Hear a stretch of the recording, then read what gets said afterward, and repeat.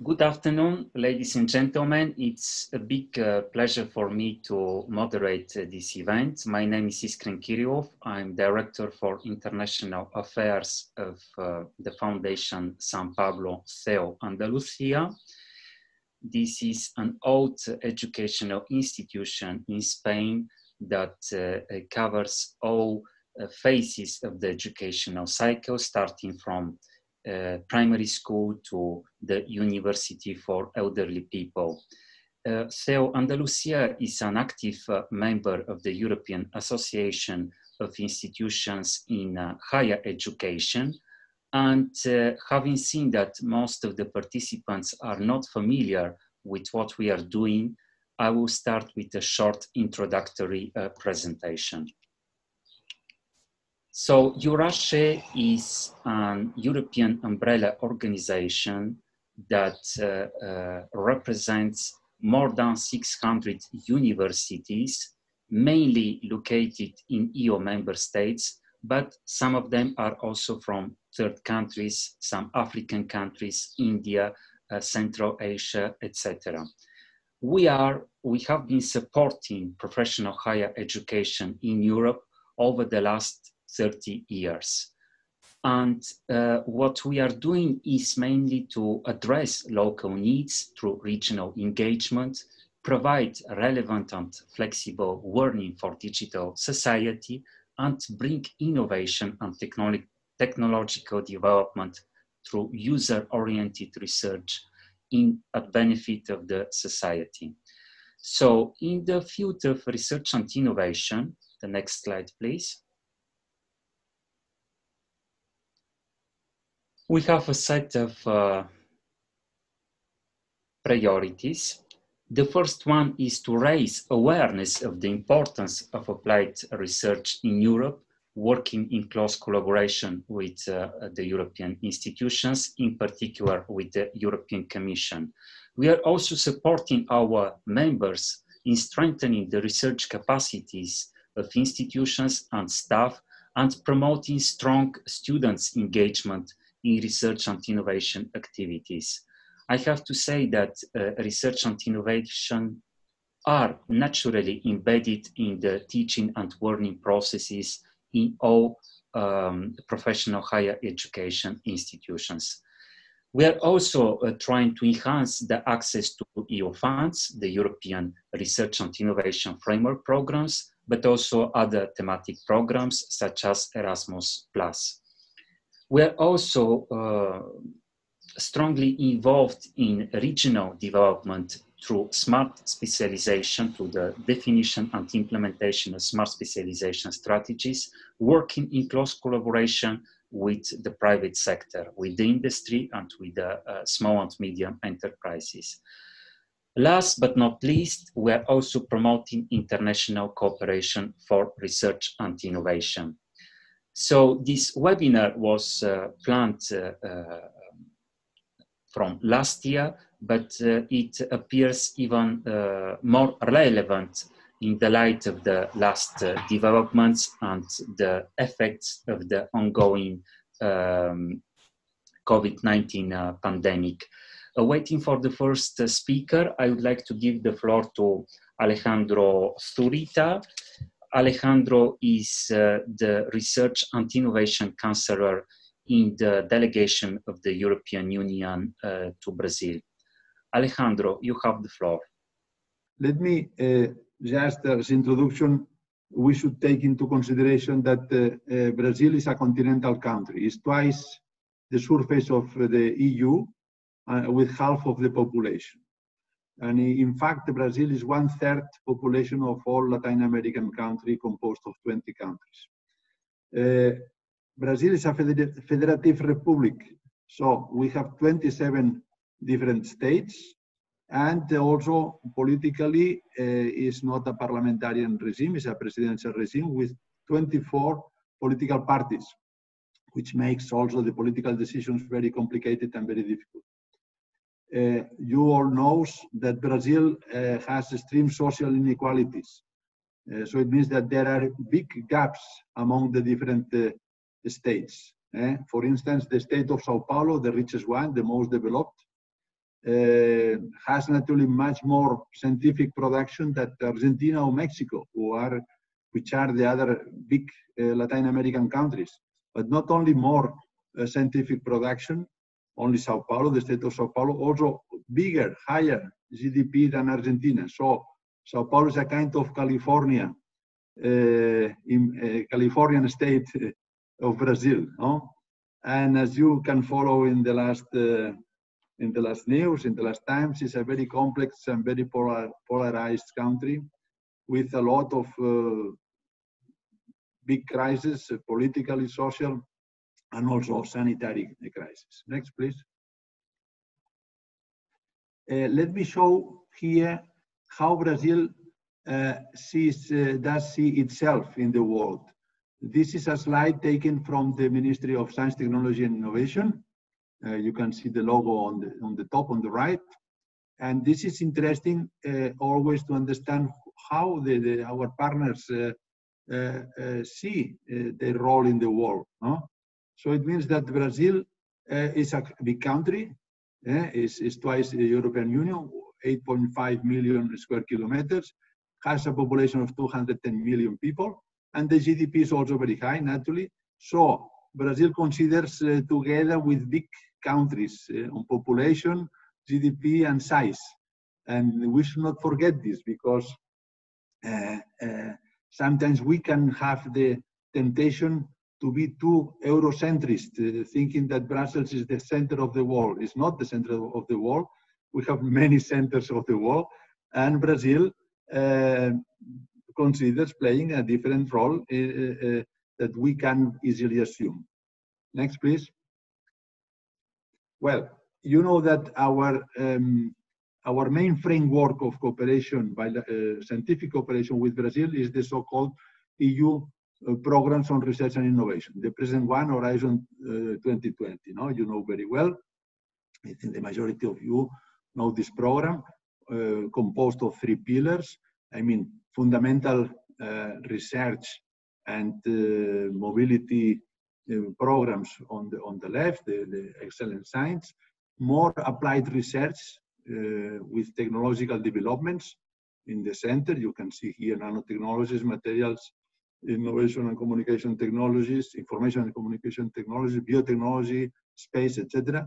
And then societal challenges. So it means global challenges. And here you have climate change, health, water, climate, food, agriculture, etc.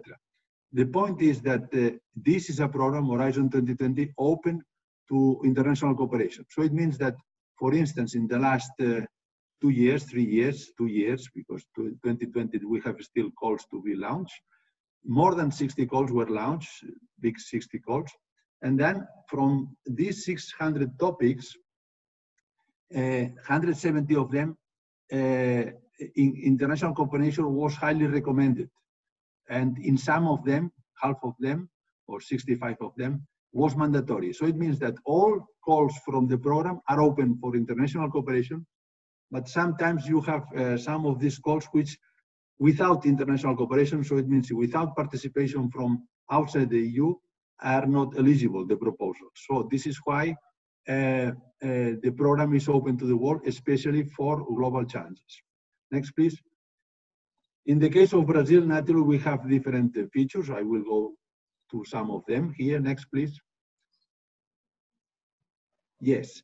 Well, let me just here describe very quickly the main bilateral cooperation with Brazil. We have targeted participation or targeted calls with Brazil, which in this case are financed, not only with Brazil, but with Brazil being eligible for funding, which were related to the Zika virus crisis of 2016, and then presently also with marine research and research infrastructures. These are areas where the Brazilian participation is considered also essential. This is why it is financed. Then with Brazil, a part of the normal calls where different consortia can present proposals, we have also joint or coordinated actions with information and communication technologies, with biofuels, and also on oceans and water issues. And then we have also different calls which were related to so-called CELAC flagships, where the CELAC countries, CELAC is the community of states of Latin America and Caribbean, and here we have different areas: health, aviation, transport, climate, biodiversity, where Brazil is playing also a key role. Next, please. So here you can see that we have here this table, very summarized table, with the figures of Brazil in the present program Horizon 2020 and in the previous program, the 7th framework program. The main difference is that until the end of this previous framework program, Brazilian participation was automatically financed. And now, as mentioned before, only where Brazilian participation is considered essential. So it means the Brazilian participation should be, in general, covered by the Brazilian themselves. And this is why the figures are lower, but nevertheless, the quality is very high. You can see that when we have Brazilian participations, the success rate is more than 22%, while the average, the statistics of more than 15,000 projects ongoing under Horizon 2020 is 17%. So the Brazilian participation is bringing a very clear added value to the program. Next, please. And this is why we have, because Brazil is not automatically financed, this is why we have some co-funding mechanism. Without entering into much detail, because this slide is also very dense, we have three approaches. I mentioned that Brazil has 27 states, and each state has a so-called research support foundation. So it means that based on the taxes of this state, 1%, 1.5%, depending on each state, is devoted to research. And then from the 20s, well, there is one state without this foundation. From the 26 foundations, we have 9 foundations which adopted the specific guidelines to be able to support participation of entities from these states without having to launch specific calls. No? We have also the second one, another approach, which is this called implementing arrangement for participation in European Research Council projects, where Brazil is doing very well. We will see in the next slide. And 2 years ago, we signed an administrative arrangement with the federal entities on science technology, CNPq, and the Innovation Federal Agency, FINEP, and the Council of these foundations of the states. This is working very well. We had the meeting, the last meeting, the 4th meeting of the technical steering group on the 27th of May. And this is also looking to different approaches: co-financing support, twinning activities, joint and coordinated actions, mobility and dissemination. Next, please. Just to show, this is the second co-financing mechanism with the implementing agreement on European Research Council. You can see here that Brazil is doing very well. So last year was the best country in participation. 27 Brazilian researchers integrated in ERC projects, and in total, after South Korea, is the second. We have here in this table 10 countries, but indeed we have 12 countries, Australia and Singapore, to be added, were signed in 2019. And so it means that Brazil is the second ever best country in this program, and the best this year.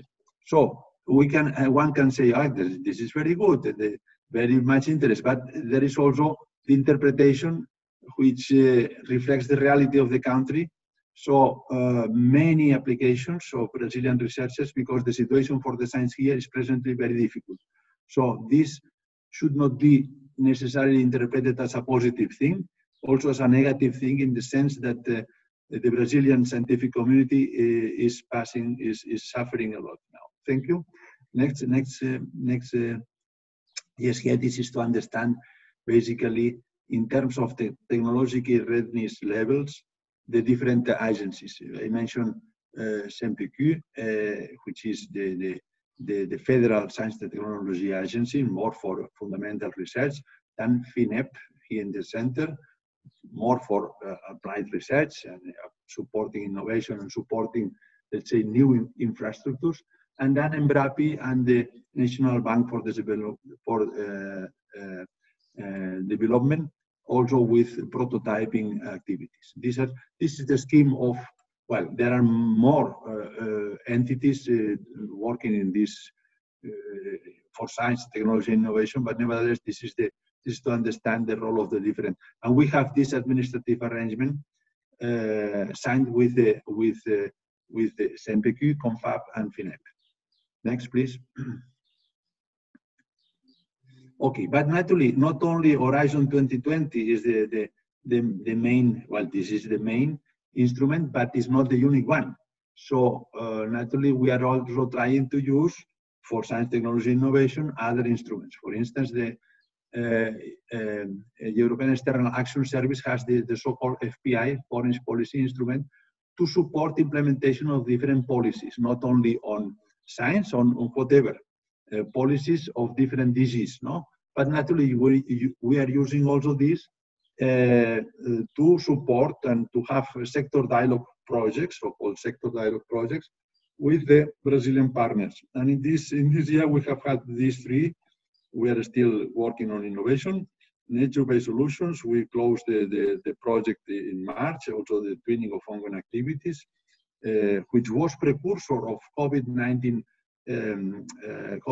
related projects between Europe and Brazil, and then innovation, which will be closed in 2 weeks from now. So we are also using other instruments, not only Horizon 2020. This is the message. Next, please. Well, this is just to show the Minister Pontes in the middle, with the white hair, but more than my scarce white hair. And this is this Minister Pontes is the first Latin American astronaut, like in Spain, the science minister being astronaut. Okay, and we have here on the left also Maria Cristina Russo, the head of the International Cooperation on Research and Innovation, and on the right we have also the Ambassador Ibanez on the right, which is the ambassador of the EU here in Brazil. Next, please. Well, this is to tell you that, well, we will now explain also the difficult part, the challenges, the not so positive things, but these are challenges, so opportunity to improve. But despite all the difficulties that I will explain now, what I wanted to say with the previous picture is that the people, the staff of the ministry, the staff of the federal agencies, they are very committed people.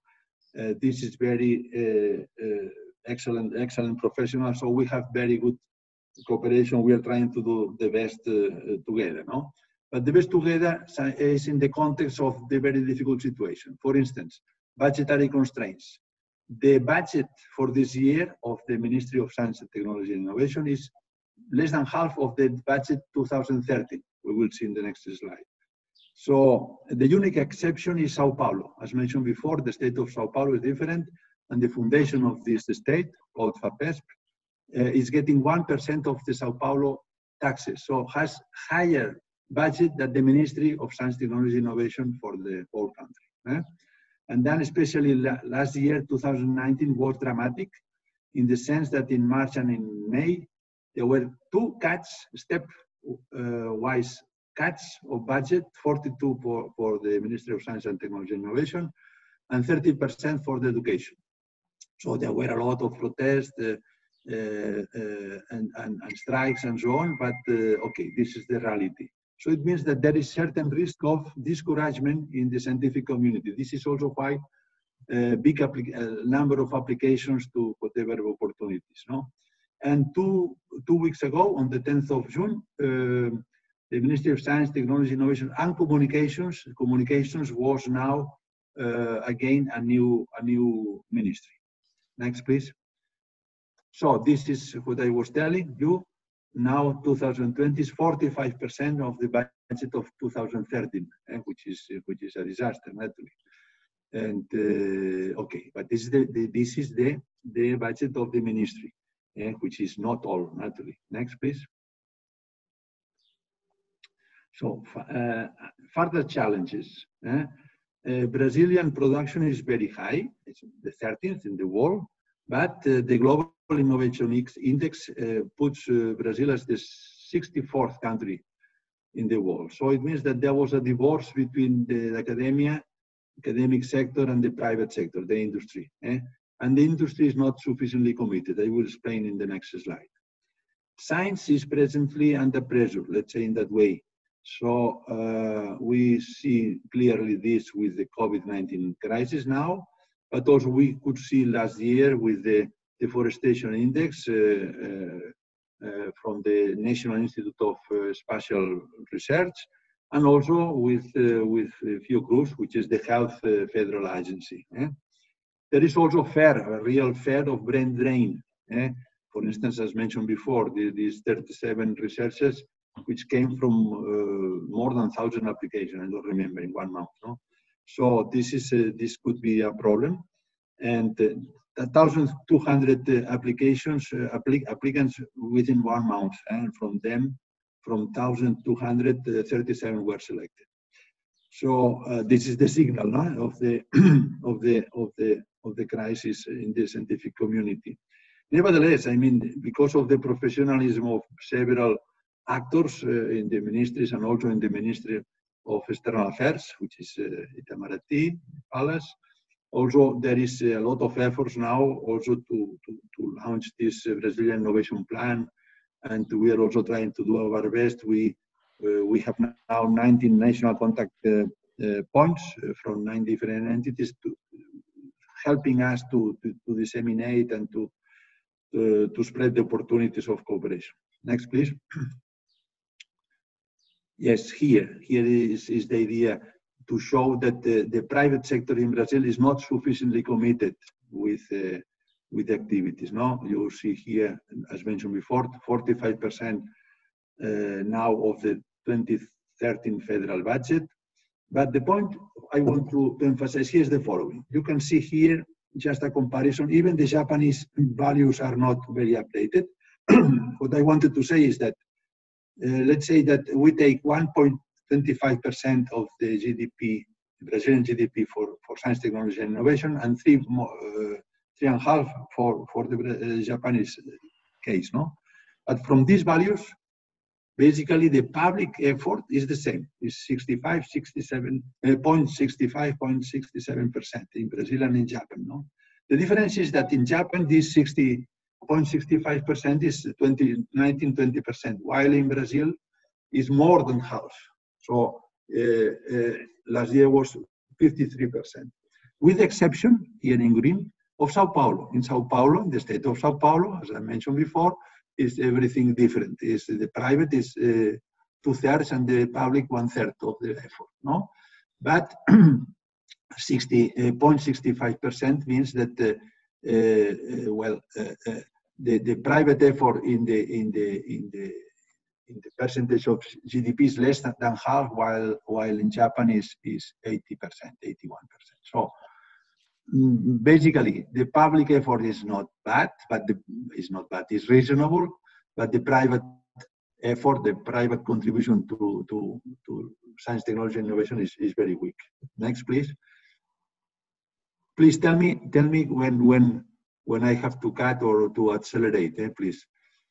This is to show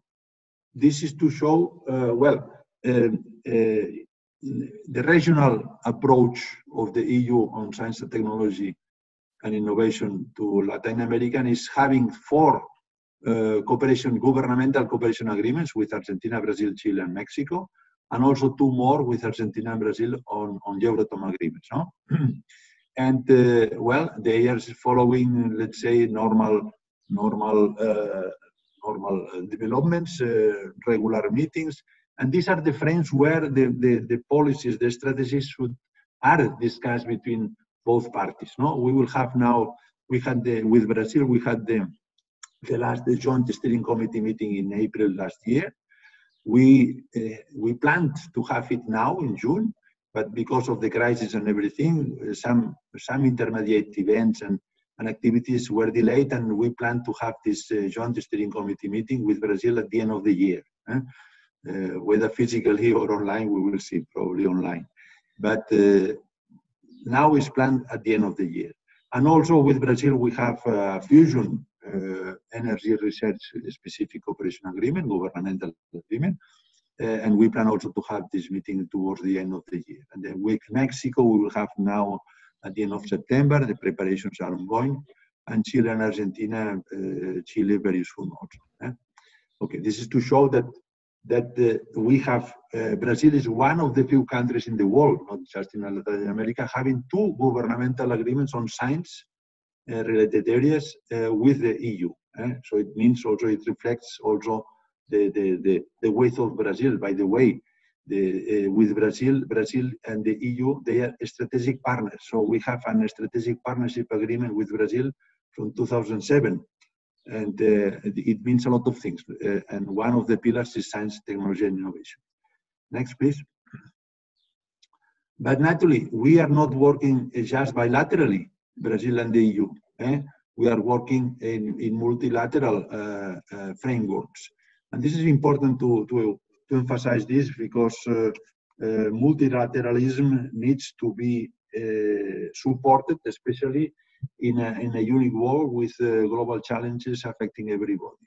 So multilateralism is naturally one of the mottos also of the European Union. And despite some voices, Brazil and the EU are also working together in different multilateral frameworks. Here are some of them, or the main ones.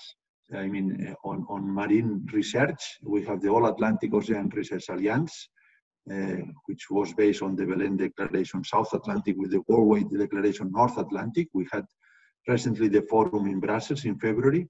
We have mission innovation challenges on different areas. On the 4 sustainable biofuels, Brazilian is co-chairman, together with China and India. We have with Mercosur, I mean, you know that the Mercosur EU association agreement is pending on ratification, was signed, but is pending on ratification.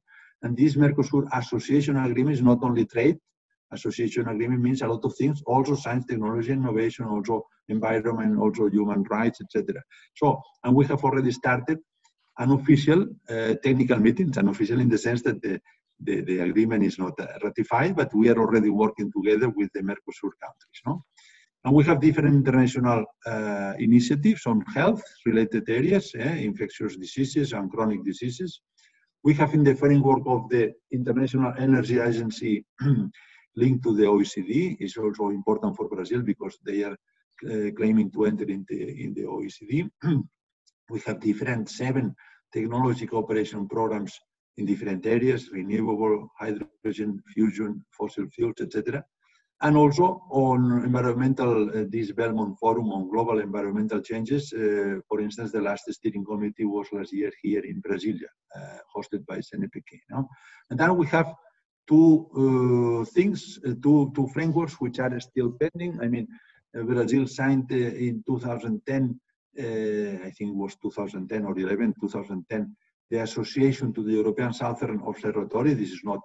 This ESO is not EU. I mean, there are also countries not belonging to EU, but I mean, this is a very European flavored activity. And the point is that this is pending on ratification still. Naturally, it is linked also to the fees of Brazil as new country, and with the financial crisis now is very difficult.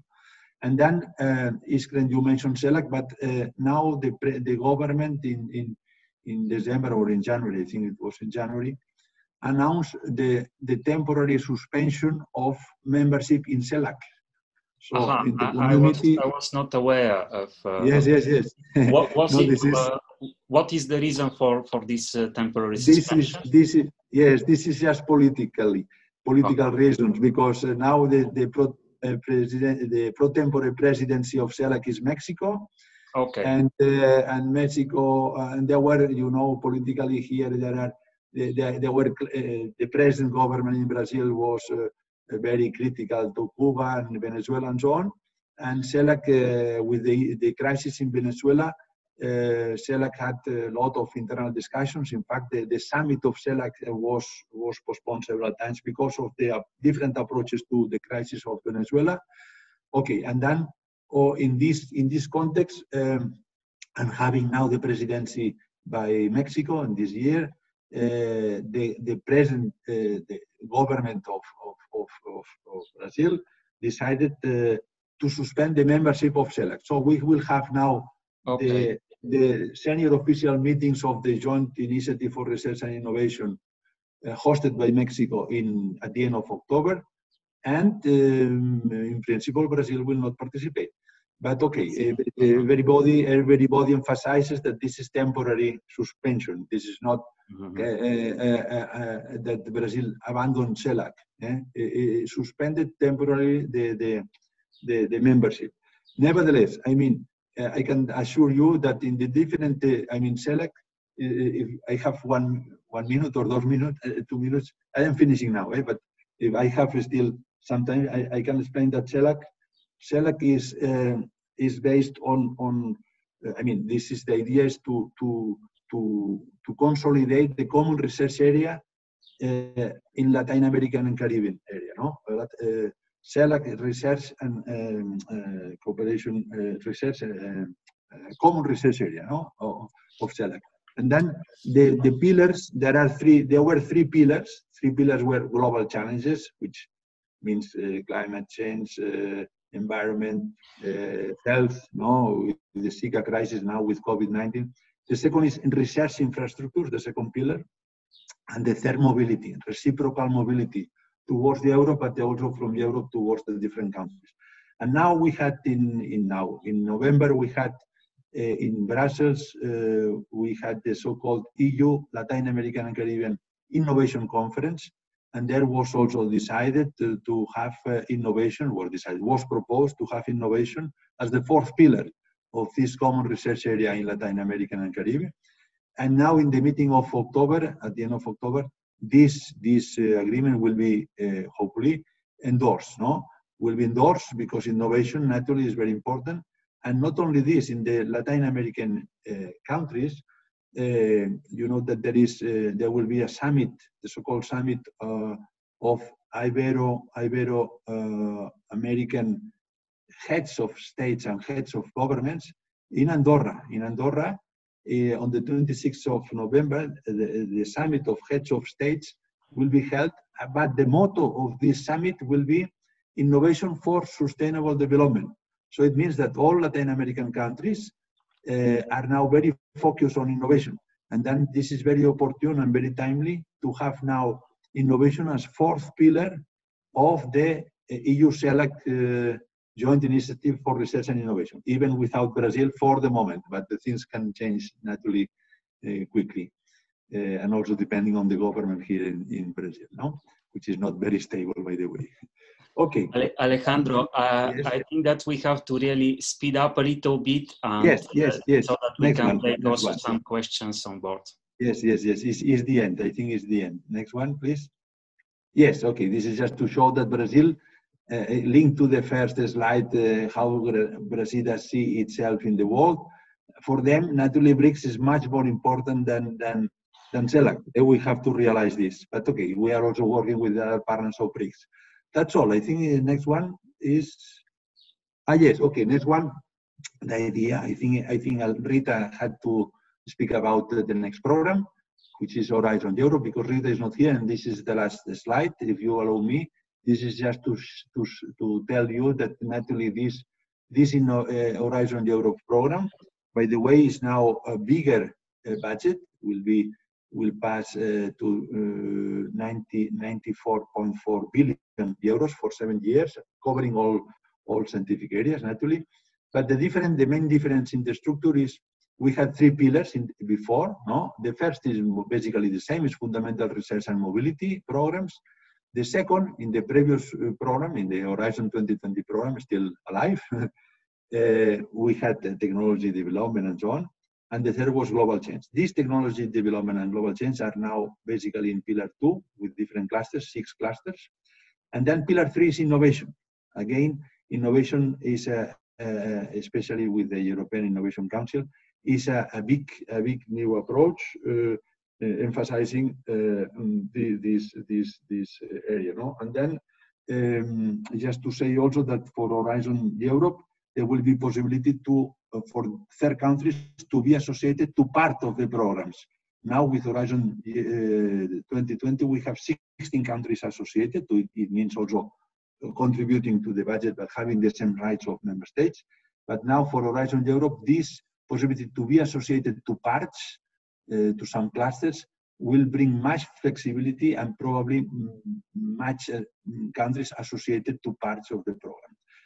And for Horizon 2020, just to conclude, is still alive in the sense that we will have now in September, we will launch the Green Deal calls with budget 1 billion euros, where Brazil naturally can play also a key role because biodiversity, environment, climate change, and these kind of things are very important. Okay, thank you very much for your attention. Thank you, Alejandro, for this very comprehensive presentation, which I think covers all relevant issues. There are some questions that we can further develop probably during our debate, some technical questions and some more general questions. I would like to invite all participants to use the questions and answers option to send them to the panelists. After each presentation, I will take one, maximum 2 questions.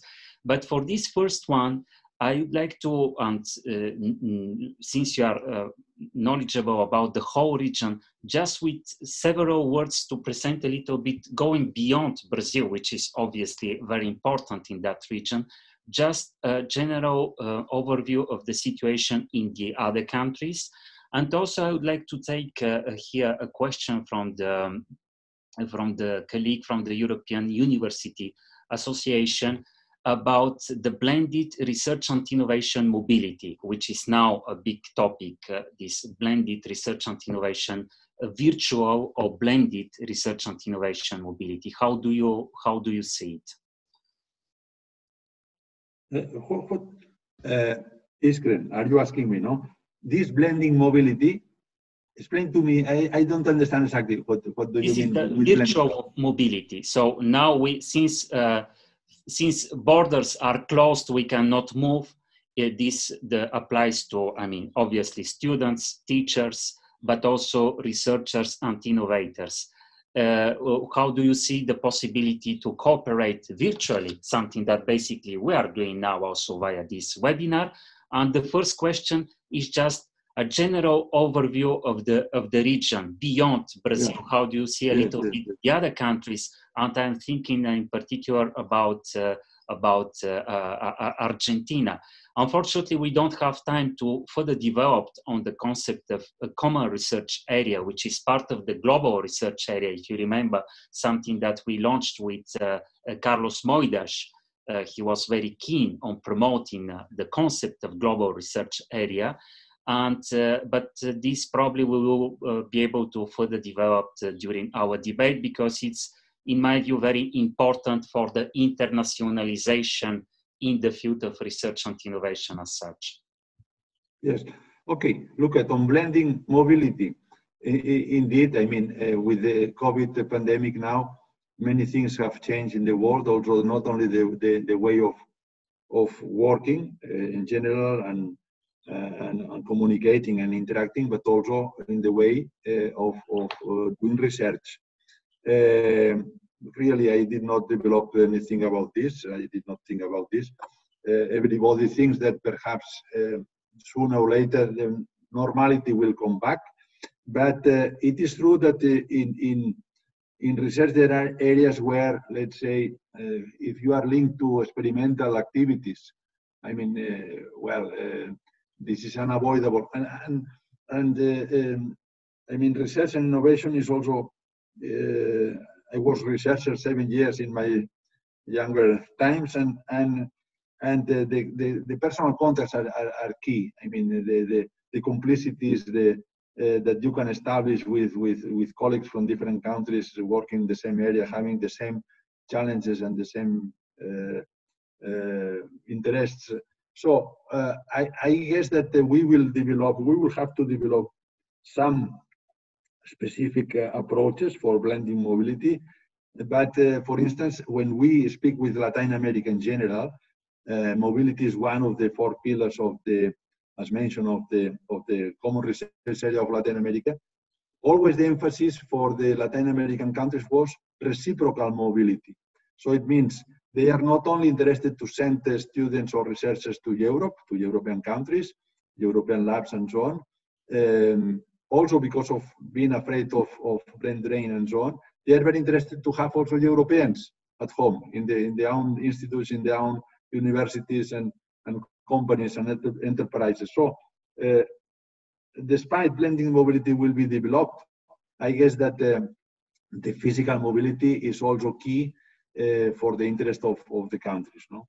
And then on Latin America in general, well, this is very heterogeneous again, but nevertheless, there are always, presently in general, we have budgetary constraints everywhere. And one common thing is also continuity of policies.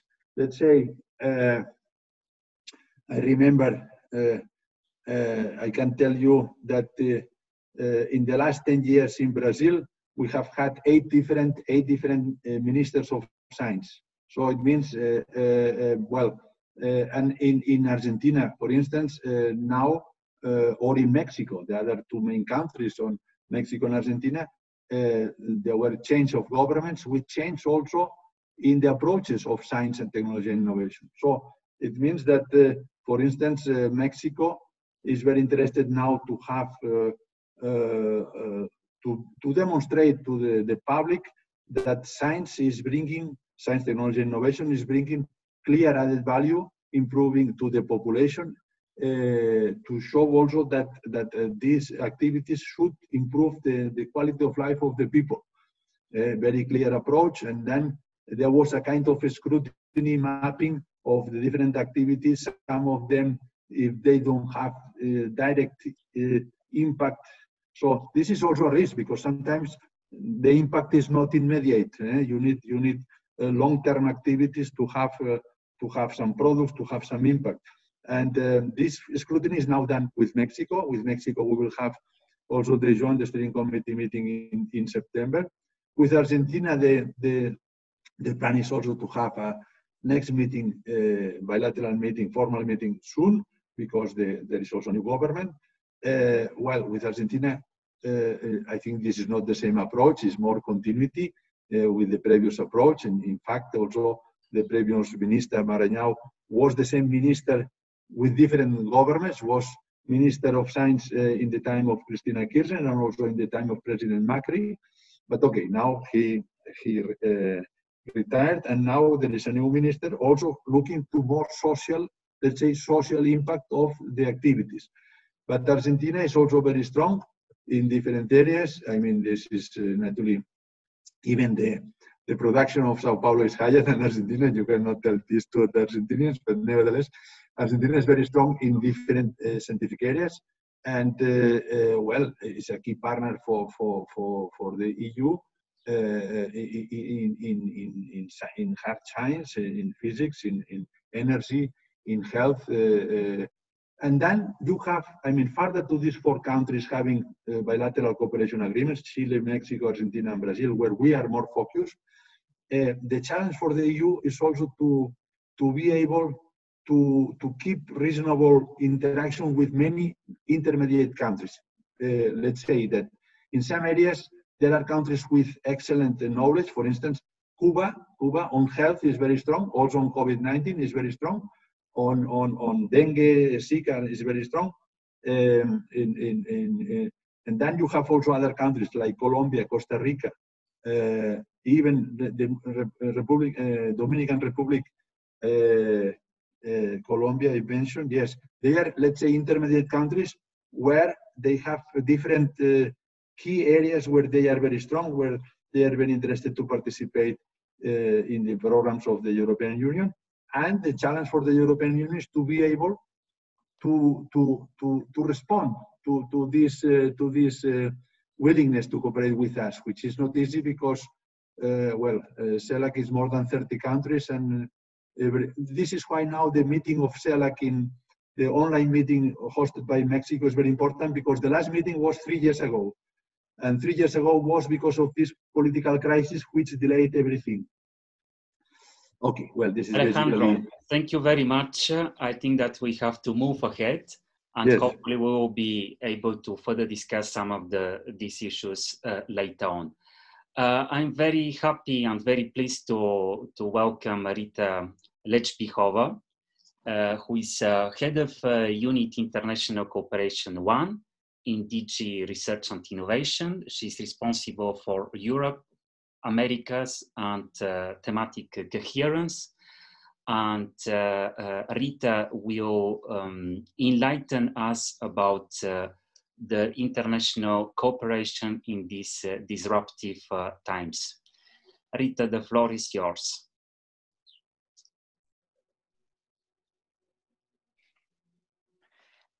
Thank you very much, Iskren. Dear Chair, ladies and gentlemen, it's a great honor for me to participate on your today webinar. And I apologize for having difficulties to connect. This connection is not always very stable. And I thank very much European Association of Institutions in Higher Education for this invitation. The global corona crisis is having a profound impact on our lives around the world. Rarely has there been a moment in our lives in which all our societies listen so much to and expect so much from our scientists. The coronavirus pandemic has underlined the importance of international cooperation in scientific research.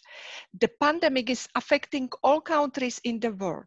It's clear that we can succeed in overcoming the crisis only if we act in a coordinated manner, not only within Europe, but globally.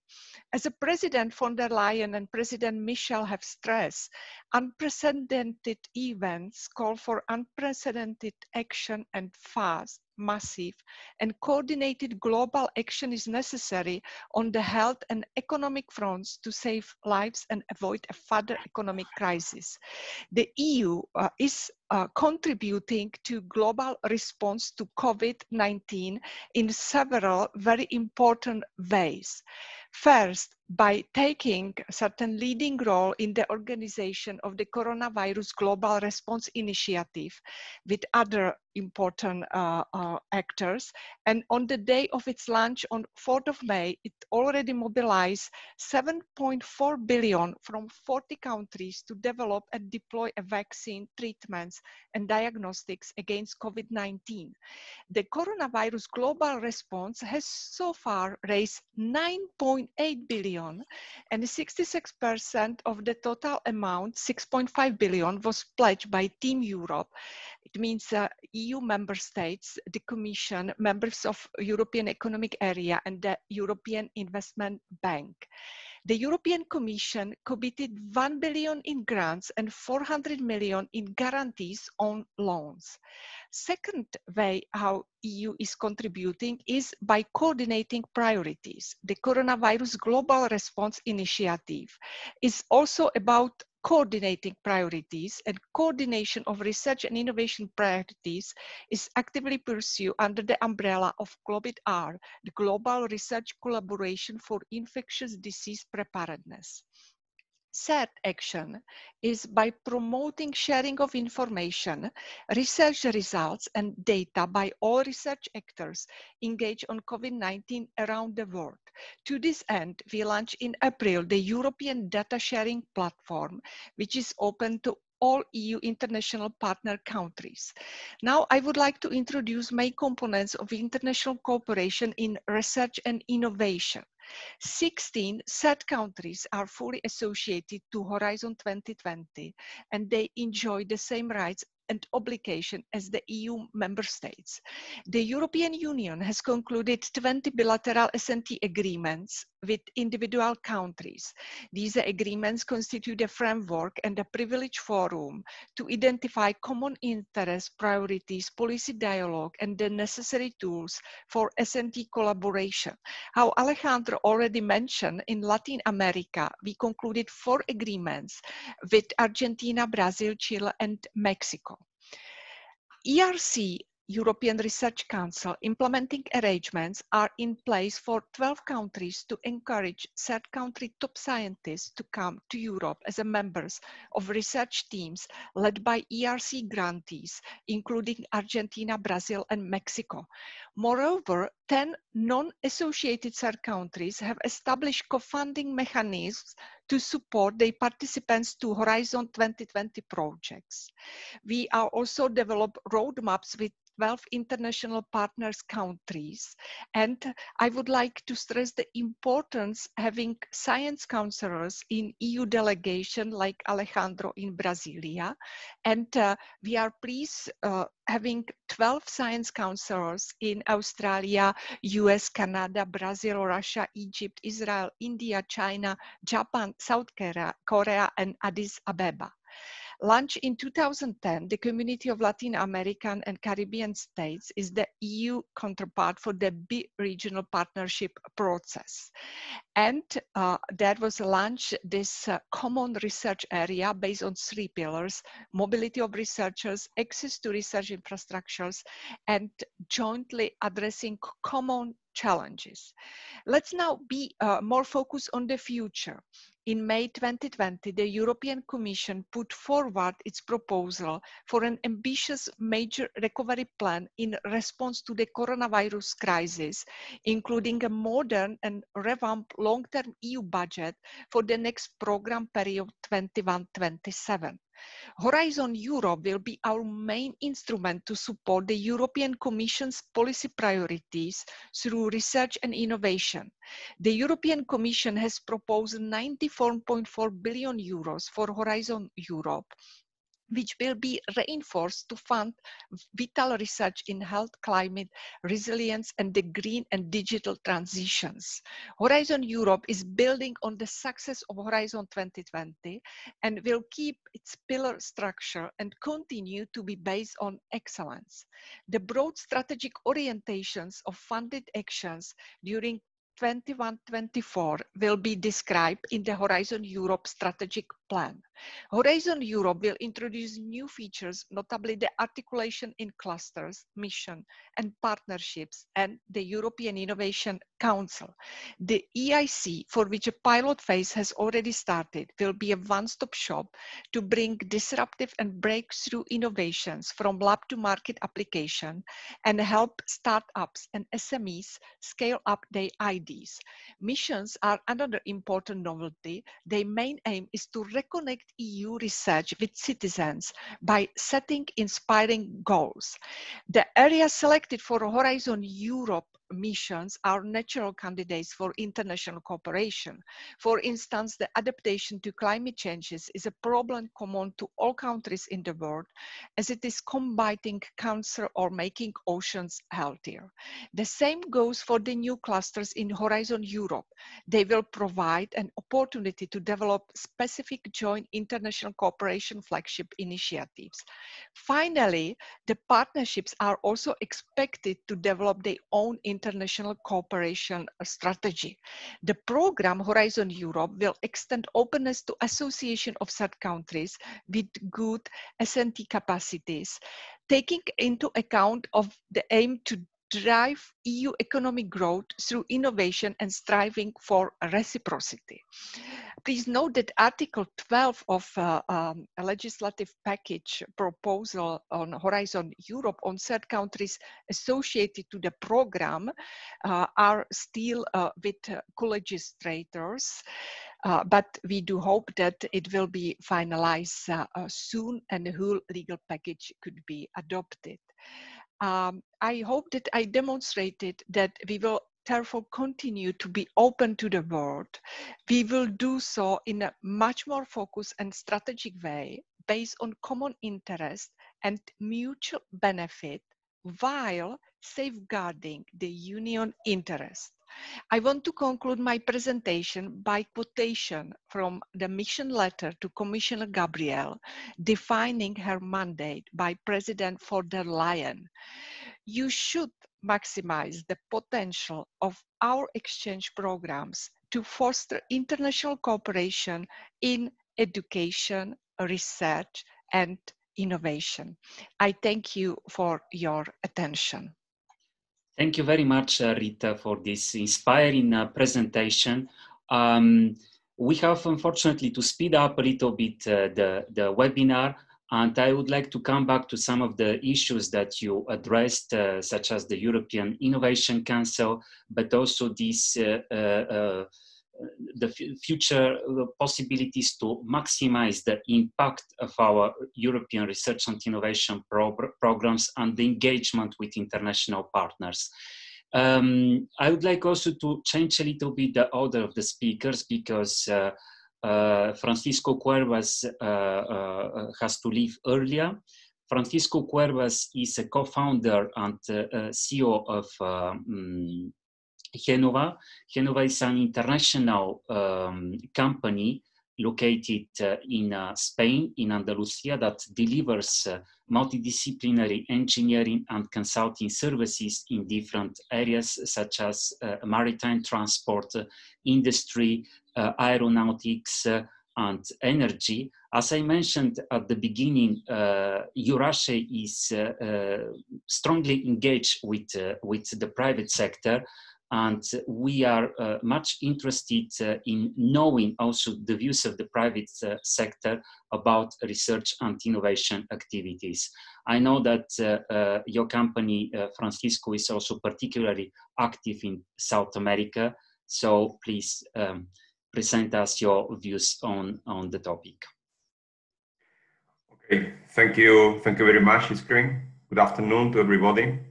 And thanks to the organization for giving us the opportunity to briefly introduce our company, GHENOVA, and to speak a little bit about our experience in international activities, particularly Latin America, and also about our activity in R&D innovation projects. So I will share a short presentation with you. Let's see if I manage. Okay. Can you see it? Very well. Okay. So very brief. So who we are at GHENOVA? GHENOVA is an engineering company. We are active in different sectors and showing some figures that give us an idea of our company. So we are an engineering company, but we are very focused on delivering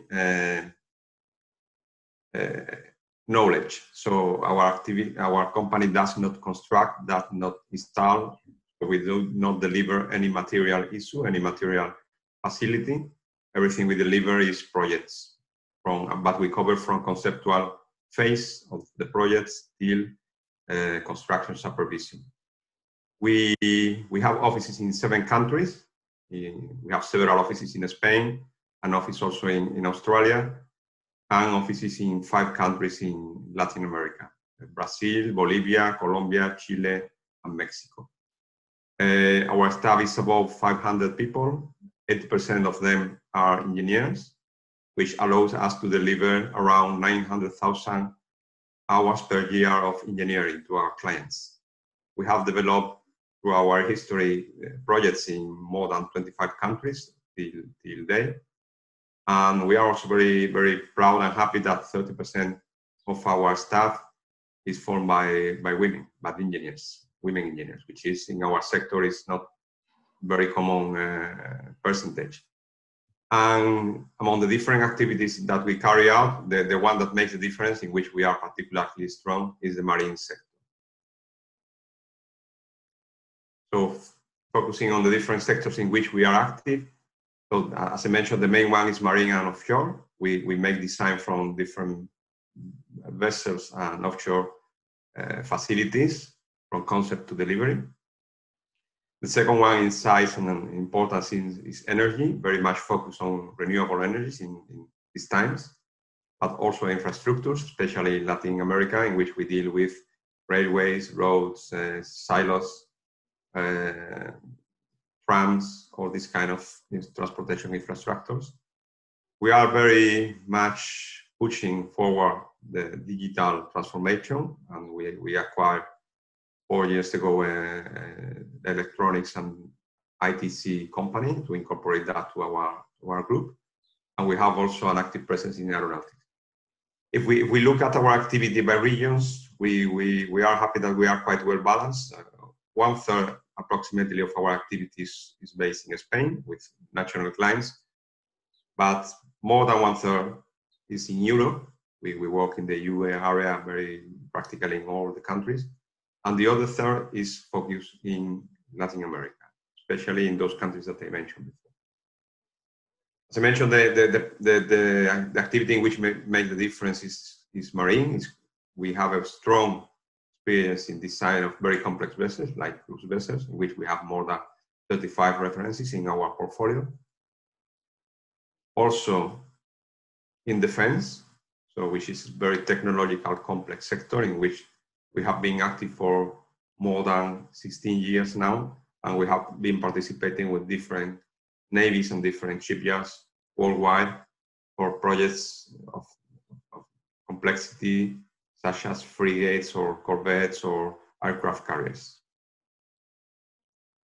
In energy, we are also very much active, and as I mentioned, practically today, we have been active in the last times in combined cycles, but even those type of plants are decreasing.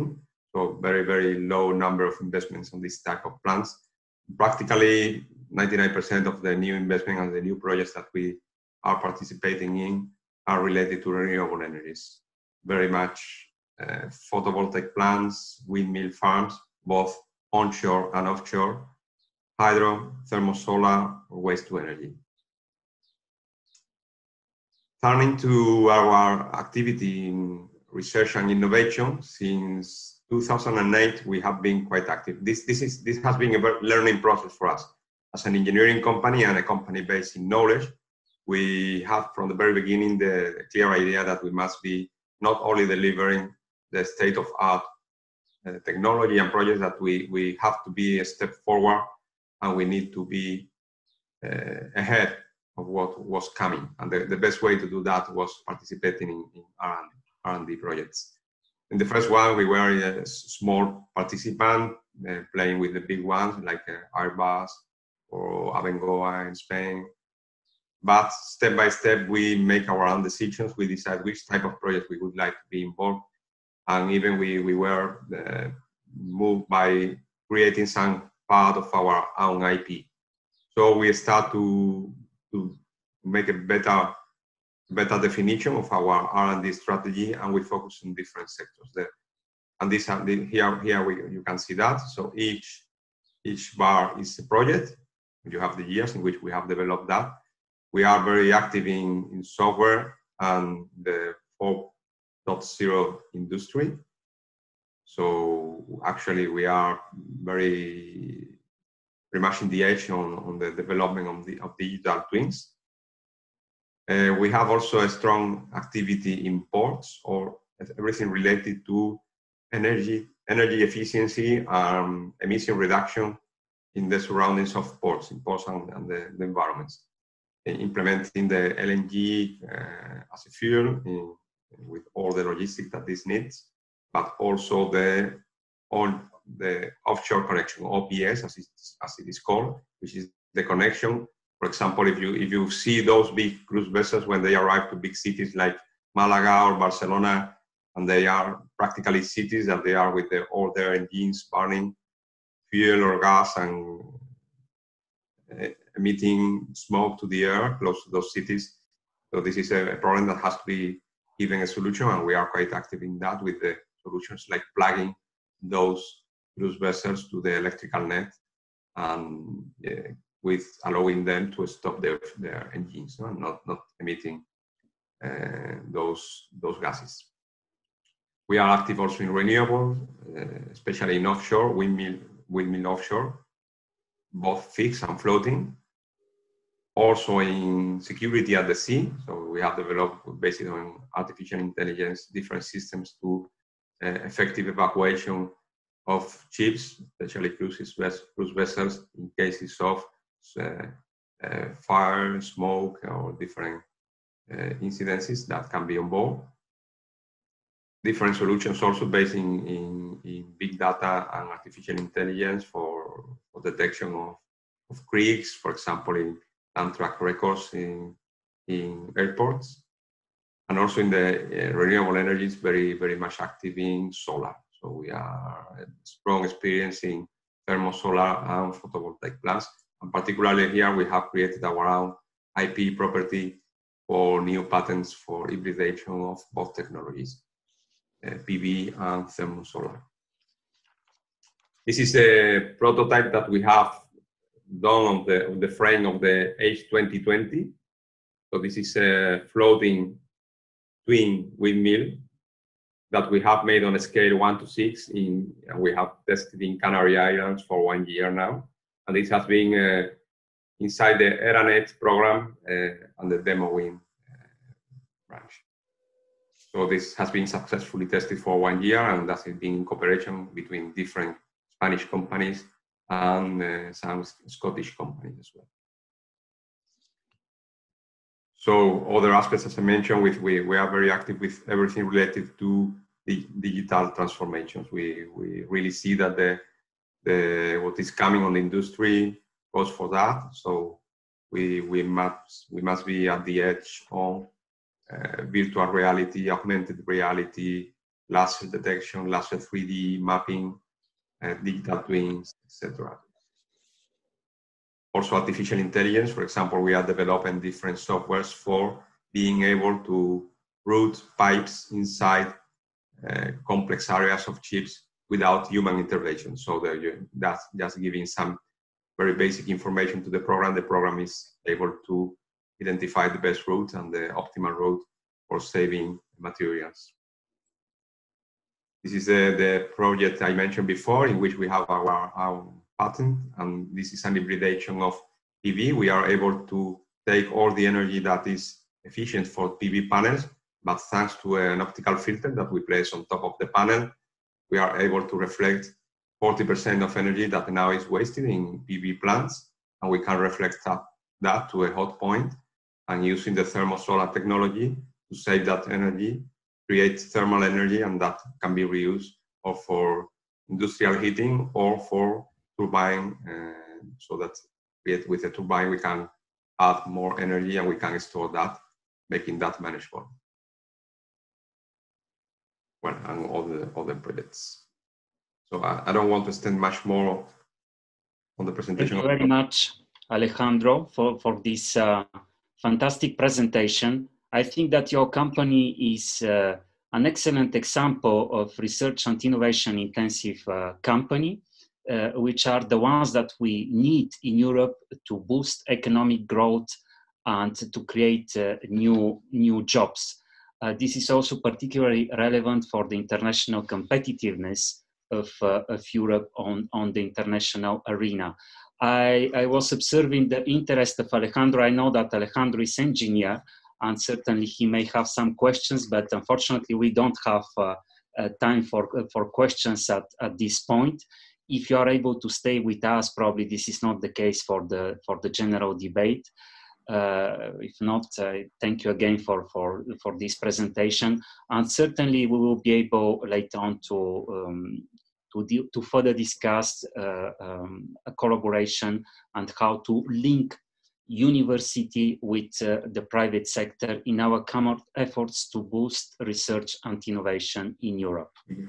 That's just a few words about that. So I'm quite interested in being in contact with Alejandro. Hello, Alejandro. We have been quite active now commercially in Latin America for 10 years now, especially in Brazil. And we have found we have good relationships with university. We have programs for internships of the students. They are in Brazil or here.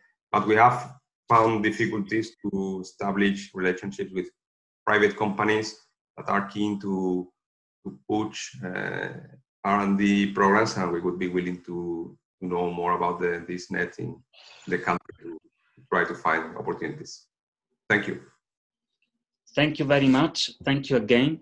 And now we are going back, in fact, to Brazil with a concrete example of EU-Brazil cooperation.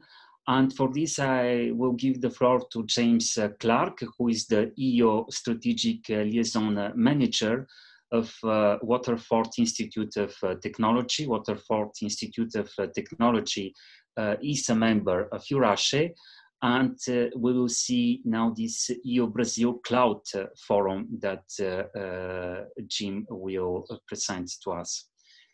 Thank you very much, Iskren, and thank you so much for the invitation to be here today.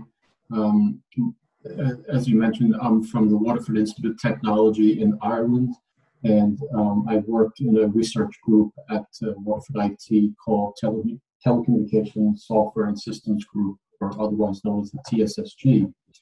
And I've been very fortunate to have been working in cooperation with Brazil for over a decade now. I started in 2009, which I'll describe in a moment. So my agenda today is shown here, and I'll get straight into it. So first of all, the consortium of the EU-Brazil Cloud Forum project, which ran from May 2016 until July of 2018, had an EU team, and it also had a Brazilian team. The project was coordinated by the University of Coimbra, and there was ourselves, and then also Trust IT Services based in Italy. Then on the Brazilian side, we had the University of Brasilia, University of Sao Paulo, and the Federal University of Santa Catarina. And then we also had 19 well-known individuals from academia, industry, and government in both EU and Brazil, which worked with us in an advisory capacity throughout the 2+ years project. So just some background on how the project came about. As Alessandro already mentioned before, the process of setting up the joint calls on ICT took place starting around 2008, 2009. And I was very fortunate at that time. I was coordinating in a framework program 7 project called Building International Cooperation for Trustworthy ICT, which was a project looking at bringing together researchers in all areas related to cybersecurity, privacy, and trust between EU and a number of countries, and one of those countries was Brazil. So as a result of my work in that project, I was asked by the European Commission to attend as part of the EU delegation to the very first EU-Brazil cooperation workshop in ICT, which was EUBR 2009, which was held in Sao Paulo at USP. So then based on this meeting, in which quite a large number of topics were being discussed and debated, it eventually led to the final topic selected in the first EU-Brazil joint ICT call, EUB1 2015. And one of the topics was cloud computing, including security aspects. And by security aspects here, I mean mainly cybersecurity, privacy, and trust aspects. So then a good few years later, we had the EUBR 2 in 2014, which took place in July of 2014 in Brasilia. And the call then, was the text was already together, and the deadline was in 2015. And then we were very fortunate that Science Foundation Ireland, which is a governmental group in Ireland, had a program called International Strategic Cooperation Award, or ISCA, and they prioritized Brazil as one of the countries. And as a result of that, there was a dedicated Ireland-Brazil Science Week in Dublin, held in February, and the final team were all part of this event, and we got together and we worked on a proposal, and we submitted the proposal, which was successful. So the project duration was 1st of May until 31st of July 2018. So the objectives and cooperation models were broken across 4 different aspects. The first was a forum for bringing together the communities and helping to build the EU-Brazil policy and research and innovation dialogues. So we had a number of dialogues throughout the project that we supported the European Commission and the and the Brazilian government bodies as well. So we had the forums on both EU and also in Brazil. Then we were also developing a roadmap of the topics that should be covered in the action plan related to cloud computing and security aspects. Then we also got many SMEs and small companies and startups involved in trying to get them more involved into the programs in both the EU and Brazil. So we were promoting them through a marketplace that we had set up in the project.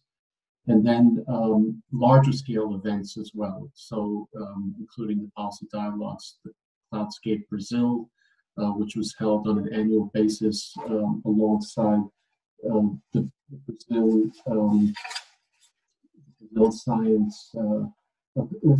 Brazilian computer science annual event, and also cooperation workshops amongst the different projects, that the EU Brazil projects that were funded in these ICT topics.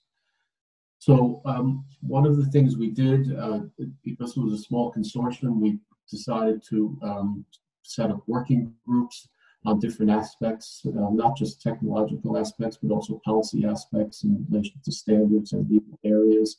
These were very successful, and they ended up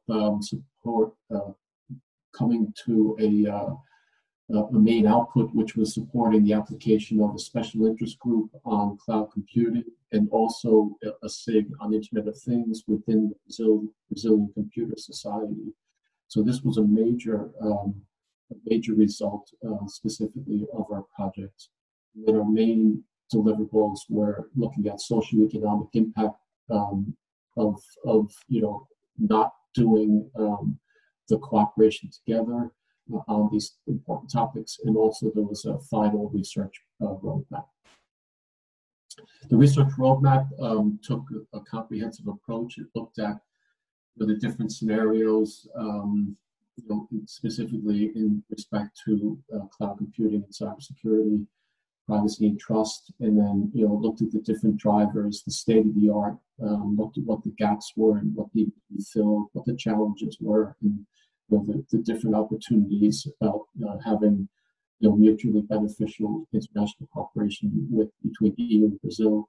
Then it also looked at different impacts and indicators and carried out an analysis of these, and looked at the, as I said, the impact of what would happen if we did not collaborate on these important topics. Then in terms of a lasting legacy, as I mentioned before, we created 2 SIGs, which are up and running since 2018, when the project finished, and one on cloud computing, and then also one on Internet of Things within the SBC, Brazilian Computer Society. The annual workshop on cloud networks is still being held since then. It's being supported by the SIGs that I mentioned here, and it's held at the same time as SBC. Relationships have grown from strength to strength in other calls between our partners and new Brazilian partners as well, including Marie Curie Rise and FAPESP calls and other Marie Curie exchanges as well. And then I've been fortunate that I also continue working with Brazil through the International Office of Warfare IT in the recruitment of students, staff, PhDs, and postdocs, which generally takes place during the Education in Ireland roadshow events that are held twice a year. So that's a short snapshot of the project, and I'm happy to answer any questions. Thank you very much, Jean, for this presentation. Obviously, computer clouding is a fascinating and much prominent scientific area. We are running out of time, so I would suggest to move to the next speaker, and then we will use this as an input for our discussion. And I would like to give the floor to our Vice President, of EURASHE, Armando Pires, who is also the chair of our research working group. Armando is in Portugal also advisor for international affairs of the Portuguese Polytechnics Coordinating Council. And being someone from the house will be even more exigent with the time restrictions. So Armando, you have the floor. Okay, thank you, Iskran, and also Federica and Dovile for supporting this. And hi to everybody, to the dear colleagues, and also the participants. I have a short presentation because I was asked to only prepare the 2 slides. As a matter of fact, I doubled the number, so I have 4 slides, but 2 of them are the major ones. And I will share with you those slides, and I will speak about mainly projects that we in Portugal have with Latin America, involving also other countries in the EU, and particularly projects that are coordinated in this case by one Portuguese polytechnic. So I will focus mainly in the activity of UASs in Portugal, so the universities of applied sciences that we in Portugal call them polytechnics. So sharing the screen. Okay.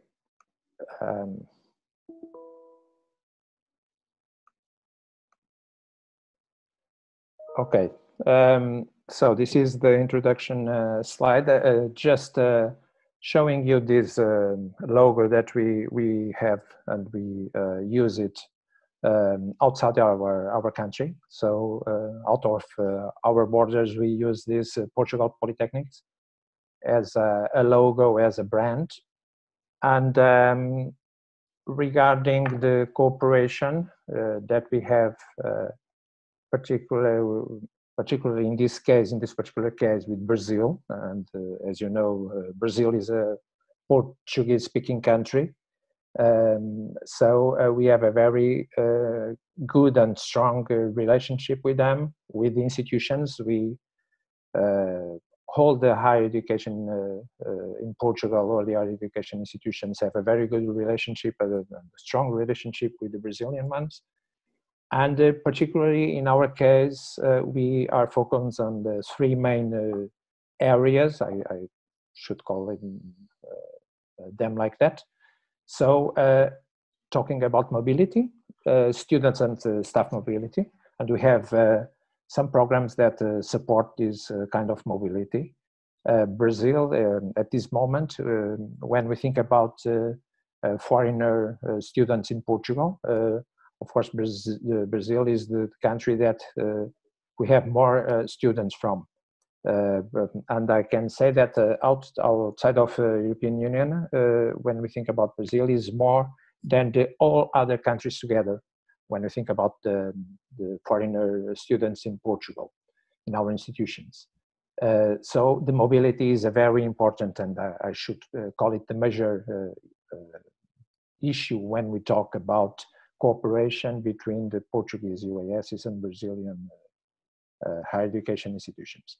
But we have also linked it with this, the double degrees, and particularly important for this session, also the research projects. And you can see in this table, and in the first column we have the almost all the public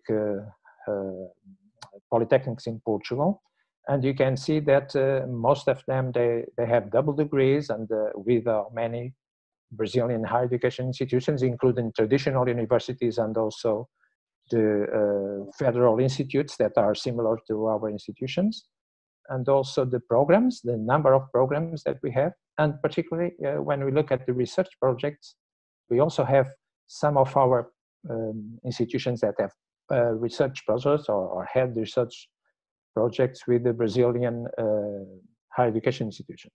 So my choice was in the Polytechnic of Porto, and I asked my colleagues from that Polytechnic that has the major figure here with the research projects when we think about Brazilian institutions. And I asked them to give him some more information about the projects. And that's the second slide, the major slide that I have. And you can see here 4 projects that all of them were or are coordinated by the Porto Polytechnic. And you see that the fields are really different, and also the countries involved. And we can see that from Europe, we have other countries other than Portugal. And we see that is a common country in all these programs, that is Brazil. The first project is about energy and efficiency and smart grids.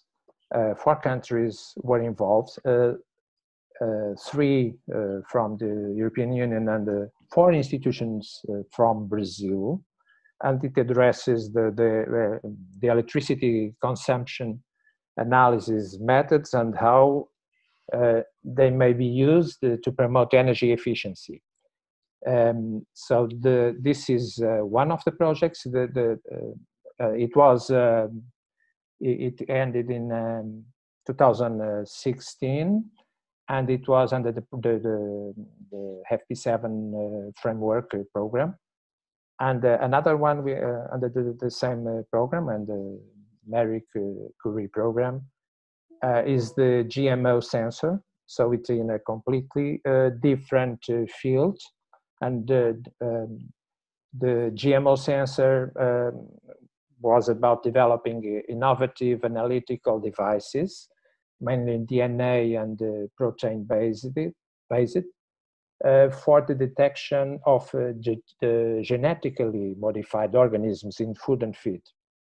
It involved 46 researchers, 25 from EU and 21 from South America. And you see that also Argentina was one of the participating countries.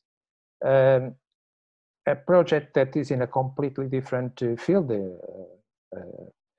although related with engineering and with electrical engineering, is this Visir Plus. It is about remote labs. So it's particularly important nowadays when we have this pandemic situation. And it involved 4 countries in Europe. Once again, I say that it was coordinated by a Portuguese polytechnic, the Porto Polytechnic, and 2 countries in South America, Brazil and Argentina. And I think this is a very interesting project, and I invited you all to visit the web page of this project, because there is you can find lots of information there, and I believe that you will enjoy it. Finally, because the time is running, La Passion is another project. It is still running. And it's a completely different kind of project involving, in this case, 3 countries from Latin America, Brazil, Chile, and Uruguay, and involving 3 countries in Portugal. And this is a multidisciplinary project for students' teams. Once again, I invite you to visit the webpage. And you can see that the budget was almost 1 million euros for this project. So I will end now. So the main point in my presentation was to show you that we are really active on this relationship with Latin America, particularly with Brazil. And we are looking forward for the next framework program for Horizon Europe in particular, and of course for the calls to see what will be the opportunities that we'll have to develop much more projects like those ones. So thank you.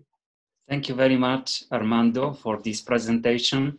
In fact, it's also good what we have seen from your presentation are also some Erasmus Plus projects. meaning that obviously the attention is focused on the next European Research and Innovation Program, but there are, as it was also clear from the presentation of Alejandro, other thematic programs, other European instruments that can support international cooperation in the field of research and innovation. Again, you're completely right, Iskren. Thank you. Due to the lack of time, we have to speed up a little bit everything, and we are moving to the next and last speaker from this panel.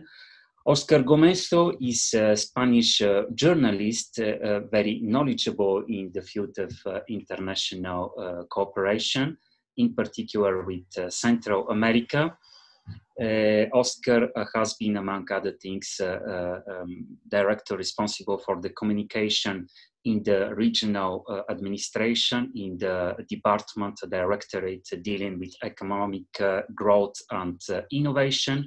Oscar is also strongly involved in with some Central American countries promoting the use of new technologies and podcasts among the people with the pure people in those countries. Last but not least, he's the coordinator for the forthcoming Congress on Social Innovation, which is going to take place in Sevilla in September. And I would like to see the topic that we are discussing now with you, with him from a little bit broader perspective. In fact, the first thing that happened with the COVID pandemic was to close the borders. In fact, to interrupt any possibility to physical exchange. So, what do you think about this, Oscar? Was that the right decision? Even in the Schengen space, it was the first reaction of our European governments.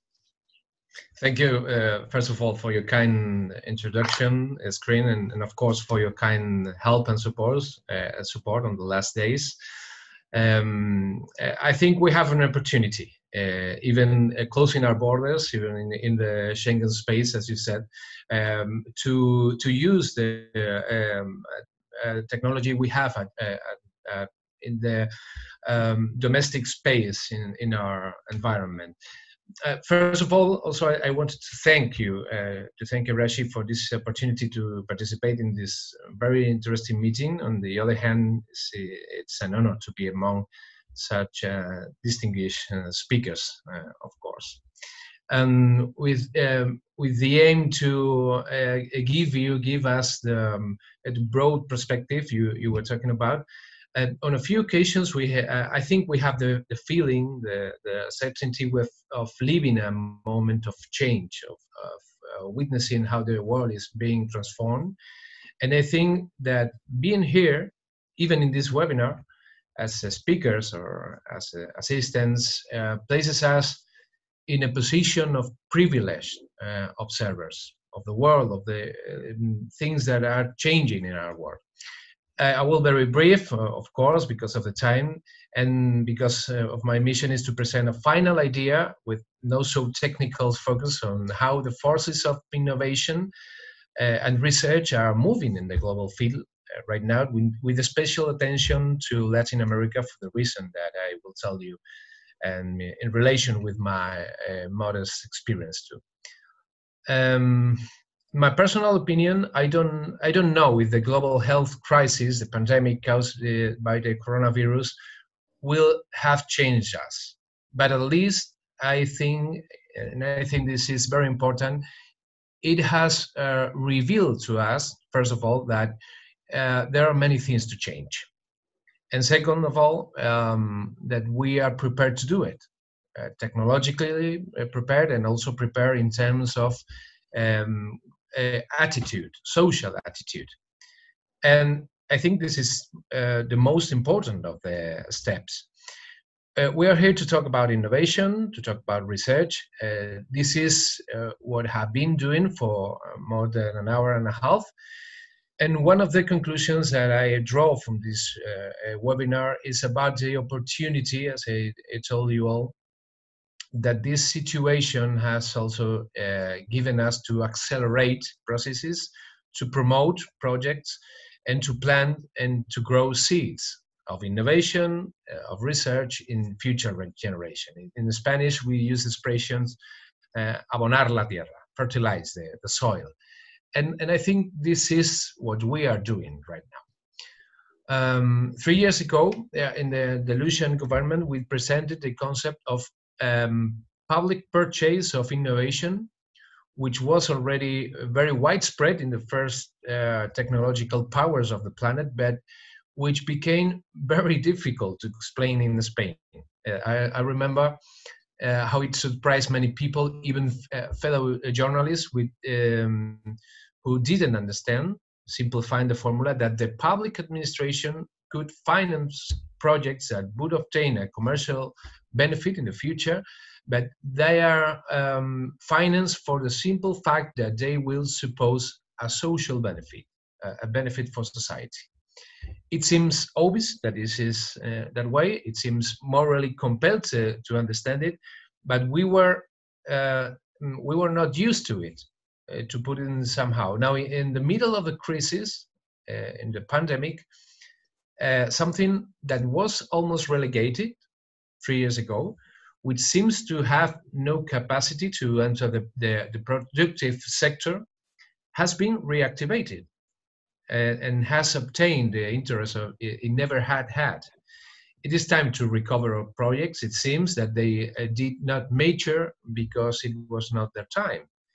And the fact of perceiving the fragility of our system of life, production, relationships, time management, protection of people, protection of spaces, borders, has made them not viable.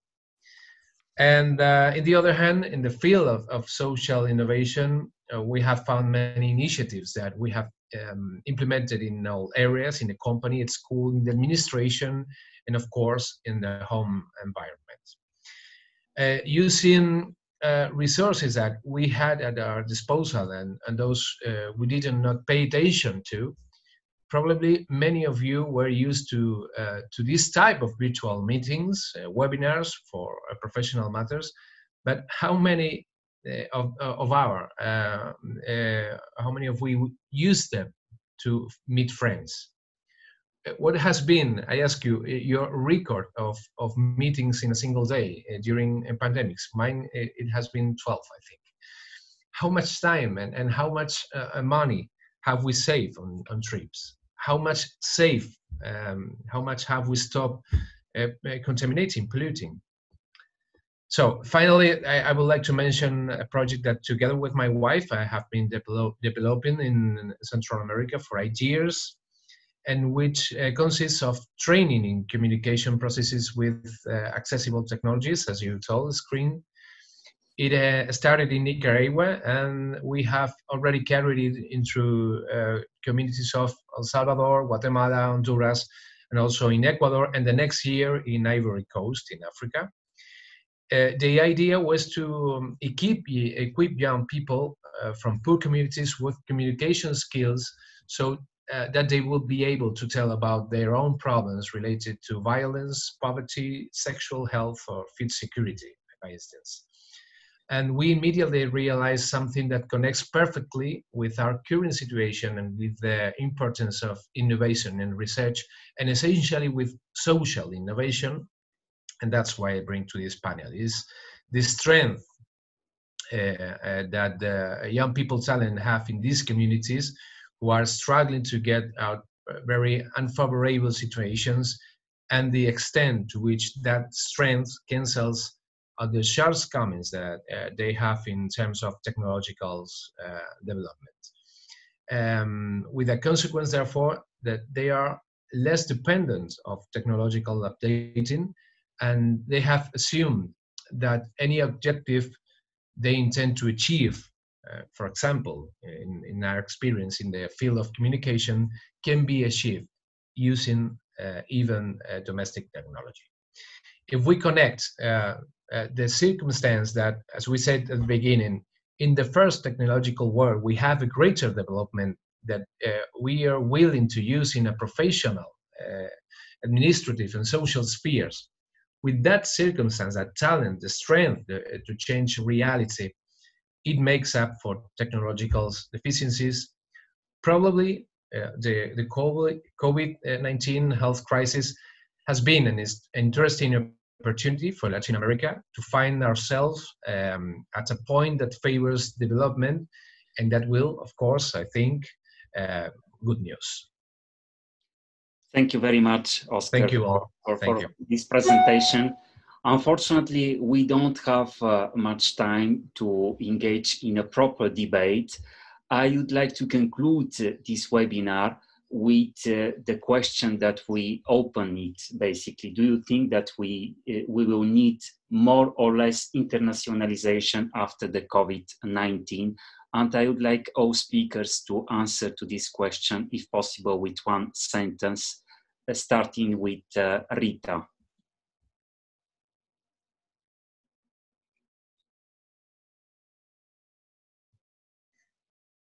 Rita, you have to voila, unmute your micro.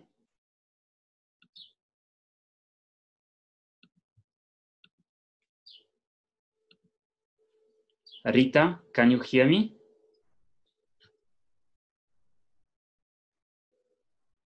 I think that there is a technical problem with the micro of Rita. I think now, yes, you can hear yes, me. perfect, Yes, because it was again cut, and now it's better. I think I will just repeat what I already said, and I think this is really the key message.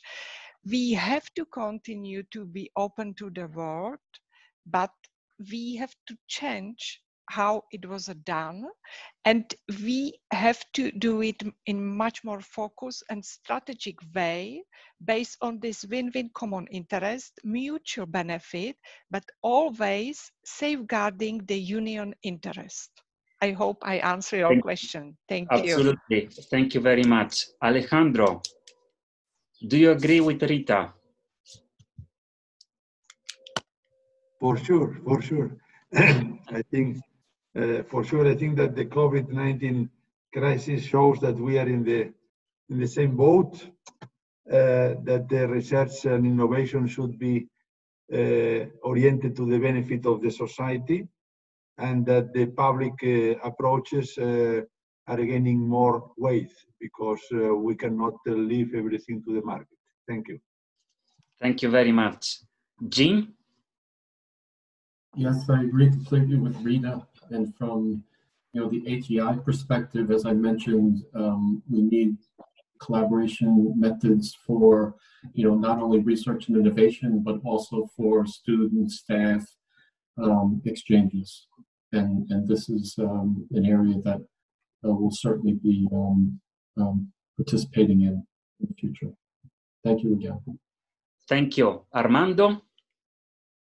Well, I think that internationalization is an important pillar of our development. When I say our, is I'm focused particularly in the higher education, but of course in the society in general. So my answer is yes. Of course, we need to increase that, but we need to do it in different ways, to explore different possibilities. And I believe, and I think, based on what I see, I think that we are doing that. We are maintaining this internationalization as an important issue, and we are doing it for now with very important restrictions. And but I believe that in the future we will have the opportunity to increase the face-to-face, the physical meetings, and all the connections that are really important for the development. Okay, thank you. Oscar? I absolutely agree with Rita. We need to increase, and with all the speakers using the Alejandro words, we are for sure in the same boat. And I also would like to go deeper in the idea that the technological gap is not a problem, but probably a great opportunity for territories on process of development. Thank you very much. There's You. a general agreement on the need of having more and better international cooperation inspired by the European principles and values. This, I think, is very important for the world we are living in. I cannot conclude this webinar before expressing my gratitude to the communication team of EURASHE for the fantastic organization, and hope to see you soon in Brussels, Sevilla, or Rio de Janeiro. All the best for the rest of the day, and enjoy the summer. Thank you all. Great work for communication. Thank team. you so much. Thank you, you. EURASHE. Thank you. Thank Bye. you. Bye. Bye. Thank you.